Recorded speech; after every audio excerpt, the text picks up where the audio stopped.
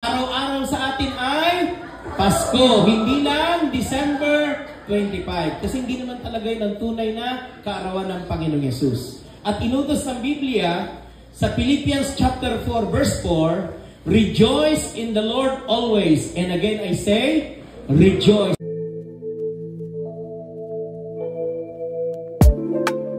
Father, Alpha, Omega, my maker, Almighty One.